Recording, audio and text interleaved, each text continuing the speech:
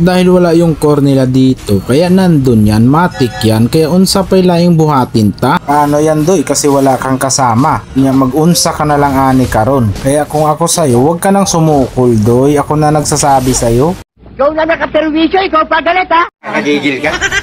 Parang may gusto talaga siyang sabihin na gustong iparating sa madaling salita na luoy na yung taon ako sa'yo doy. Kaya yung awa ko sa'yo, yung execute ko na, yung bahala sa'yo doy.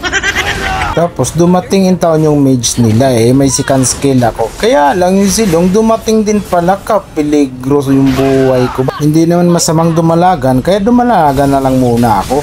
Nakita ko yung mage na nagapiranggot na amoy kaluoy sa iyahain taon mga doy. Mindset lang kasi. Tumapon sa langit ha? Kawawa pa yung taon yung biksana, nahatak pa, kapiranggot na nga lang ng buhay niya, nahatak pa. Why ka naman in taon ganyan, Franco? Guy, doy, alanganin na rin pala yung pwesto ko, kaya binilisan ko na lang talagang dumalagan. Punta na naman ako sa raid ng core, kaso nandito pala yung mage nila, tapos pinatalbog pa ako ng saber mo, kasakita mga doy. Huwag inintindi ito, pilipitan dila nito. Siyempre, mag-invade pa rin tayo, unsa pa man di ay. Alak ka, bakit ang daming tao nila dito? Naunsa naman Yung prank ko, naantok siguro to, kaya ginising ko siya. Tapos, pagising ko sa kanya, pinatulog ko rin ulit siya. Muy kaluoy lagi.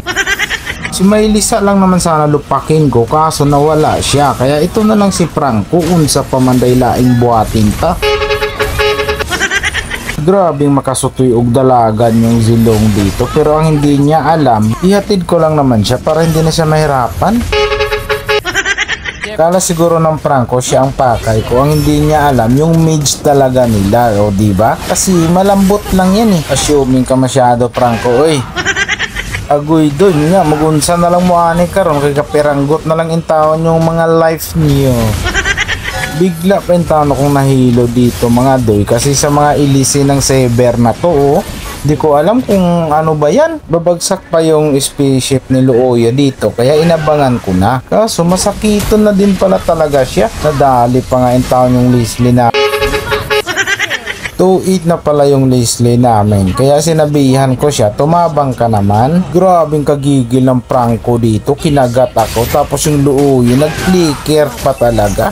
Nga nung bali man taon mos pangisog sa akin mga doy. Pero na-happy po din taon ko gamay, kaya nakaligtas man ako, nakita ko yung Franco dito, kaya binalbalan ko. Ay kaso yung saber sakit ng pudi ay.